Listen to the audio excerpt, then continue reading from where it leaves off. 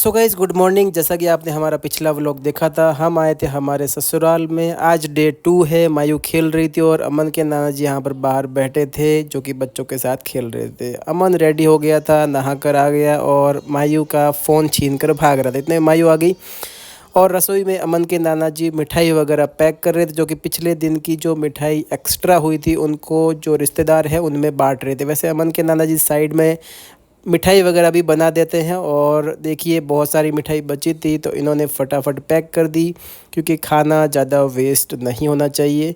तो मिठाई वगैरह 5-6 दिन चल जाती है तो रिश्तेदारों में इन्होंने बांट दी।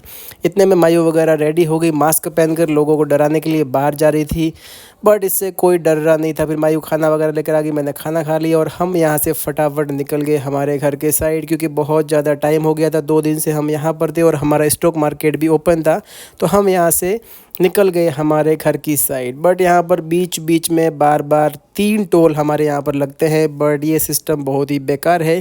गुजरात के साइड कोई भी टोल नहीं, बट राजस्थान में हर लोकल रोड के ऊपर आपको टोल देना पड़ता है। तो फाइनली हम पहुंच गए भिनमाल। यहाँ पर जो हमारे साडू भाई थे उनको मिठाई वगैरह पहुंचानी थी, वहाँ से दी थी, तो हमने इनको पार्सल भी दे दिया।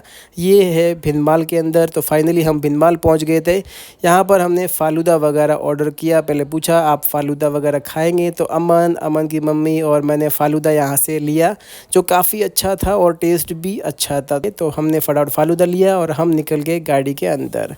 इतने में अमन को भेजा था हमने कुछ फ्रूट्स वगैरह लेने के लिए। फाइनली हम यहाँ से निकल कर पहुँच गए सीएनजी पंप पर और यहाँ पर हमने सीएनजी हमारे गाड़ी में भरवा दी। अप्रॉक्सली यहाँ पर 514 रुपये की सीएनजी खर्च हुआ था।